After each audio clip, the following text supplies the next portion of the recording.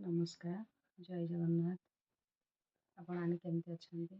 ଭଗବାନଙ୍କ ଆଶୀର୍ବାଦରେ ତ ଆମେ ସମସ୍ତେ ଭଲରେ ଅଛୁ। ଆଶା କରୁଛି ଆପଣମାନେ ବି ନିଶ୍ଚୟ ଭଲରେ ଥିବେ।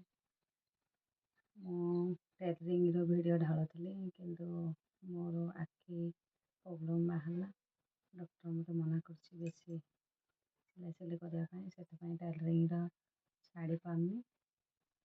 ଯଦି କେବେ କିଛି ନୂଆ ପ୍ରୋସେସିଂ କରିବି ତ ମଝିରେ ମଝିରେ ଗୋଟେ ଛାଡ଼ିବି।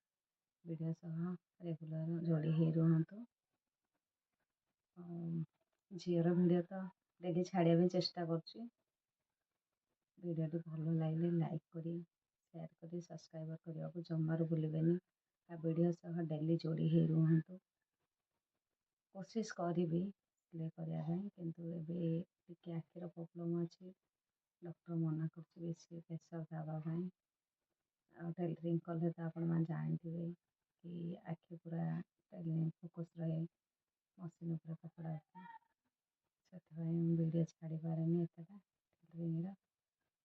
କୋସିସ୍ କରିବି, ଯଦି କିଛି ନୂଆ ଡିଜାଇନ୍ କିଛି ନୂଆ କରିବାକୁ ଟ୍ରାଏ କରିବି। ଯଦି ହେବ ଭିଡ଼ିଓ ଦ୍ୱାରା ଛାଡ଼ିବି, ଆପଣମାନଙ୍କ ସାଙ୍ଗେ ସେୟାର କରିବି। ମୁଁ ନୂଆ ବ୍ଲଗ୍ କରିଛି। ମୁଁ ତ ଏତେ ବଡ଼ ୟୁଟ୍ୟୁବର୍ ନୁହେଁ, ଏବେ ଜଷ୍ଟ ଷ୍ଟାର୍ଟ କରୁଛି। ଆଉ କୋସିସ୍ କରିଥିଲି କି ଆପଣମାନଙ୍କ ସାଙ୍ଗରେ ସେୟାର କରିବା ପାଇଁ। ମୁଁ କିଛି ସିଲେଇ କରୁଛି, ଆପଣମାନେ ବି କିଛି ଶିଖିପାରିବେ। କିନ୍ତୁ କ'ଣ କରିବି, ମୋ ଆଖି ଆଉ ମୁଣ୍ଡ ପ୍ରୋବ୍ଲେମ୍ ଅଛି, ସେଥିପାଇଁ ମୁଁ ଏତେ ସିଲେଇ କରିପାରେନି। ମଝିରେ ମଝିରେ କମ୍ କରେ। କିଛି ନୂଆ କଲେ ଛାଡ଼ିବି ବୋଲି ଭାବୁଛି। ଆଉ ଡେଲି ତ ଏମିତି ବ୍ଲାଉଜ୍ ସିଲେଇ କରେ, ଗୁଡ଼ାକୁ ପହଞ୍ଚିଲି, ସେଥିପାଇଁ ଛାଡ଼ୁନି। କୋସିସ୍ କରୁଛି ଛାଡ଼ିବା ପାଇଁ। ଆଉ ଝିଅର ଡେଲି ରୁଟିନ୍ ଆସିବ, ସେୟାର କରିକି, ଲାଇକ୍ କରି, ସବସ୍କ୍ରାଇବ୍ କରିବାକୁ ଜମାରୁ ଭୁଲିବେନି।